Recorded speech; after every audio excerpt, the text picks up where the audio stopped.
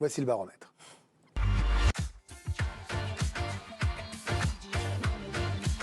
Allez, vous me mettez du rythme pour ce baromètre des tops, des flops. On commence par les tops. Qui a brillé ce week-end en Ligue 1? D'abord, tableau et résultats, avant de découvrir les noms, Adrien. Une 14e journée qui avait commencé par la victoire de Reims face à Strasbourg 2-1, la victoire de Lens contre Lyon 3-2, la victoire de Nantes qui enfin bat Nice 1-0, Paris qui s'est imposé au Havre 2-0. On voit également la victoire des Monégasques, la victoire des Lillois contre Metz ou bien des Marseillais en clôture de cette 14e journée. Le petit point classement, Paris qui prend large 4 points d'avance sur Nice qui voit ses concurrents se rapprocher puisque tous les membres du top 8 ont gagné sauf Nice. Marseille est 9e, deuxième partie de tableau, Rennes est 12e, Clermont est 17e et puis Lyon toujours lanterne rouge avec 7 petits points. Et un match en moins mercredi contre l'OM.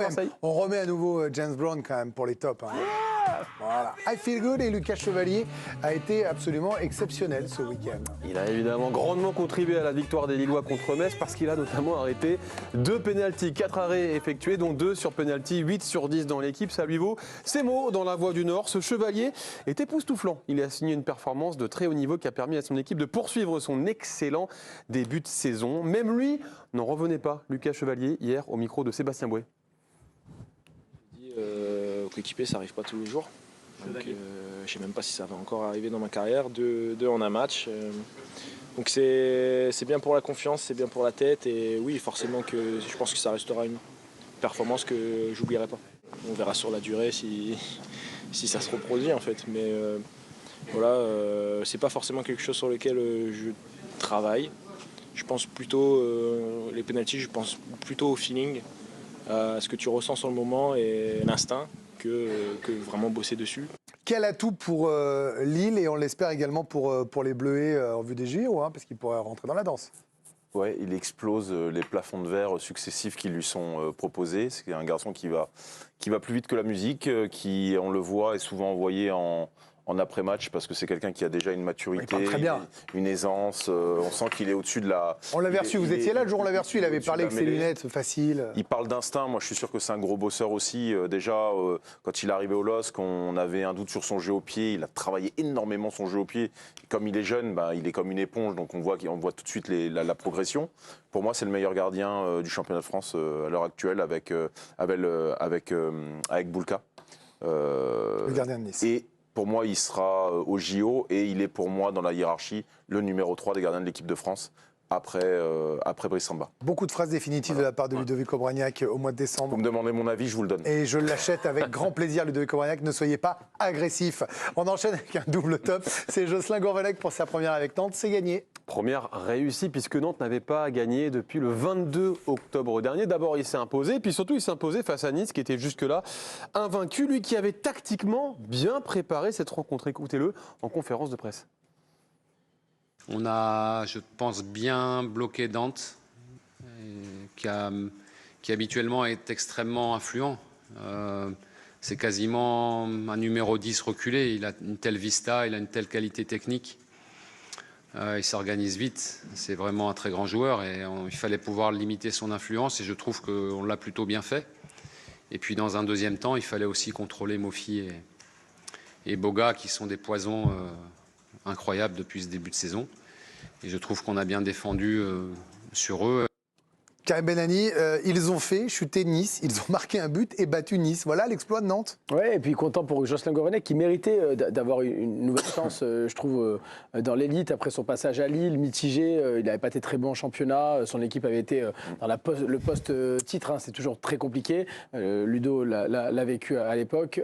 Il s'était qualifié en Ligue des Champions, un huitième de finale face à Chelsea, on s'en souvient. Il avait passé les poules. C'était déjà vraiment un bel exploit pour les Lillois. Et tactiquement, effectivement, il a bien préparé son match. Il a redonné de la confiance à un joueur comme Sissoko, qui a été influent dans ce match-là, avec le but, il est impliqué sur le but. Et puis Alban Lafont l'a dit, hein, après le match, voilà, il sait ce qu'il veut, cet entraîneur-là. On a passé quelques jours avec lui seulement, mais on connaît déjà son plan de jeu. Donc c'est une belle victoire tactique de la part de Gourvenec et de son équipe. Et le dernier top, c'est un buteur, alors que son équipe était réduite à 10, c'est Kylian Mbappé, Adrien Courbe. Encore lui, Kylian Mbappé, buteur à la 22e minute de ce match contre le Havre, alors effectivement que les Parisiens étaient réduits à 10 suite au rouge de Donnarumma, le joli but signé Kylian Kylian Mbappé qui a obtenu la meilleure note à égalité dans cette rencontre. 8 sur 10 dans l'équipe. On a une stat assez dingue. Il a marqué 15 buts cette saison. C'est 8 de plus qu'Akor Adams, le deuxième meilleur buteur. Sachez qu'après 14 journées, l'écart n'a jamais été aussi conséquent entre un premier et son deuxième. Il a battu un record qui datait de Juste Fontaine en 58. Qui paraît avec moi 1000 € qui sera meilleur buteur de la Ligue 1? Non, personne n'y va. Heureusement qu'il fait une C'est saison moyenne selon certains. Ouais. Non.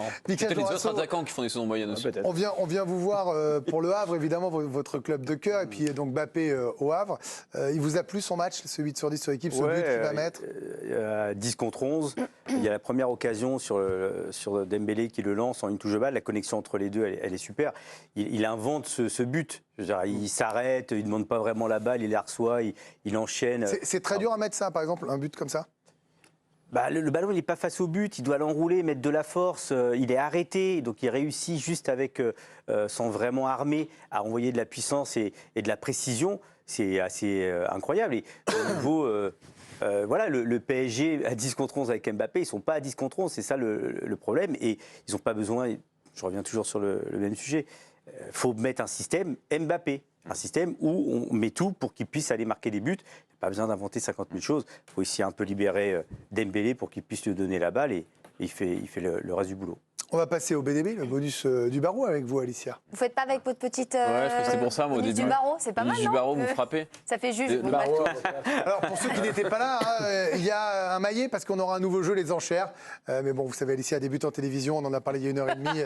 Elle ne savait pas que vous n'étiez pas là, messieurs, dames, Mais pardonnez-la. non, c'était pour l'image, Qui est- vous comprenez qui est pas, bonus. Grégory. Je ne vous Il comprends est plus, Alicia, c'est numéro horrible. Qu'est-ce qui nous arrive? Ça fait 3 jours qu'on ne s'est pas vu. Oh non! Il est numéro 1 aux notes, l'équipe joueur de champ le mieux noté depuis le début de la saison. Le milieu brestois, Pierre Lesmelou, il a de nouveau été excellent ce week-end lors de la victoire de Brest face à Clermont, un joueur qu'adore Adrien Courouble. Il est le métronome de cette équipe brestoise. Il réussit à 30 ans son meilleur début de saison, sans doute lié à son repositionnement. 30 ans, ouais, il n'est jamais trop tard. Lui qui est passé de milieu offensif à récupérateur depuis l'hiver dernier. Dans une interview pour l'équipe, il y a un mois, il décrypte son jeu, un jeu simple, réfléchi, contrôle-passe. Voilà, ça c'est le jeu de Pierre Lesmelou.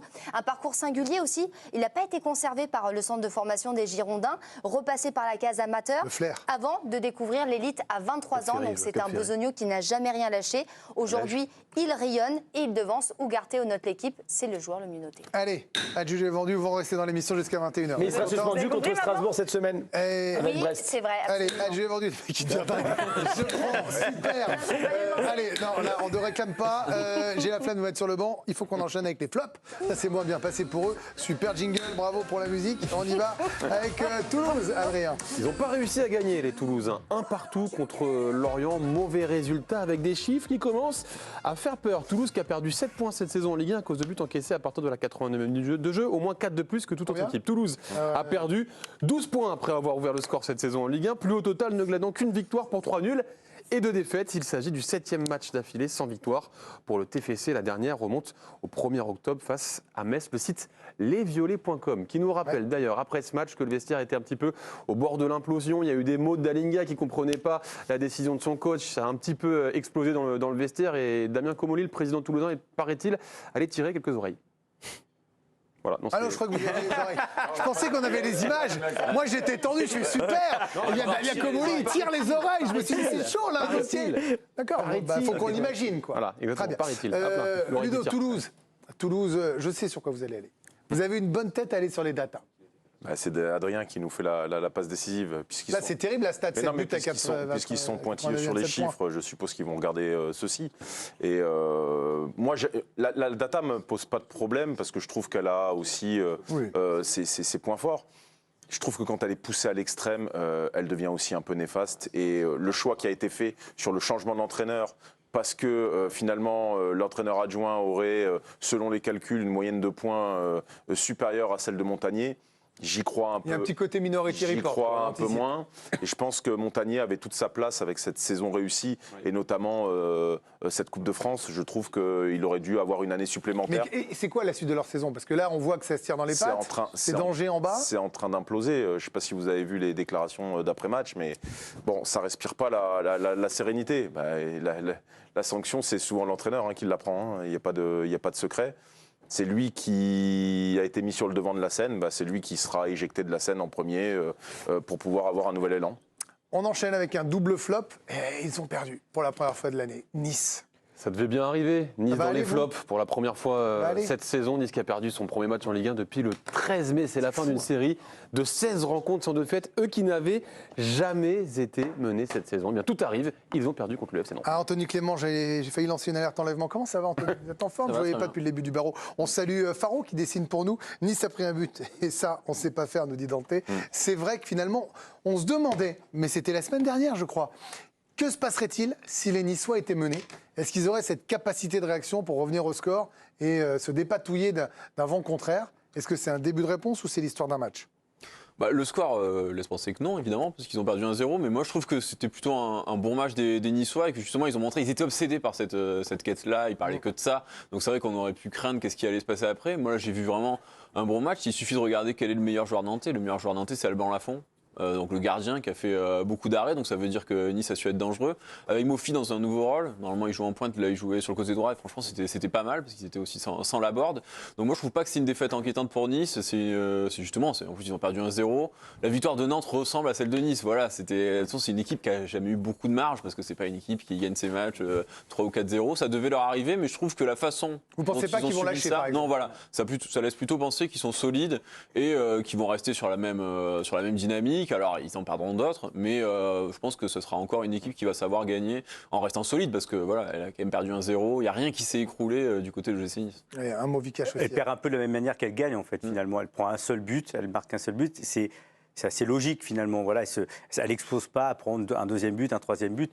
Moi, je trouve que c'est costaud encore. C'est dingue que ça leur arrive que maintenant, quand même. Parce que justement, avec si peu de marge, arriver à étirer autant la série, c'est pas comme le PSG qui pouvait gagner des matchs 4-0. Là, c'était vraiment toujours ténu. Donc, ça dit quelque chose de leur solidité. Et lui, ça fait un moment qu'il ne gagne plus. C'est Patrick Vieira, triple flop.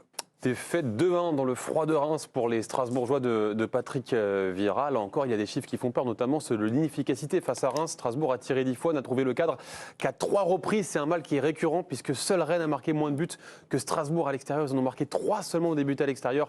Les Strasbourgeois, Strasbourg n'a remporté aucun de ses 7 derniers matchs de Ligue 1. La dernière victoire, c'est le 24 septembre face à Metz. On s'inquiète ou pas pour Strasbourg et Patrick Vieira, Karim Benani, parce qu'il y avait beaucoup d'espoir, peut-être trop de fantasmes sur le rachat. Là, c'est dangereux. Hein. Oui, dangereux parce que Strasbourg glisse au classement. Avant de mourir de froid avec Adrien, on a observé cette équipe strasbourgeoise. Et dans le contenu, évidemment, le résultat, si on s'arrête à la lecture du résultat, il y a des défaite. Mais dans le contenu, ça ressemblait un peu à ce qui s'est passé en deuxième période contre l'OM. C'est-à-dire beaucoup d'envie, une équipe strasbourgeoise maladroite et méga qui a souvent tiré à côté dans ce match-là. Strasbourg aurait vraiment pu revenir dans le match en toute fin de rencontre face à Reims. Ah donc vous voyez du mieux alors, parce qu'à une époque, c'était pas bon dans le jeu. Oui, je vois du mieux dans le jeu. Je pense qu'ils sont sur la bonne voie. Il y a beaucoup de jeunes. En fait, Patrick Vieira est obligé de faire jouer ces jeunes-là et ça prend du temps. L'apprentissage de la Ligue 1 est difficile pour Strasbourg et c'est compliqué effectivement pour cette équipe de Patrick Vieira.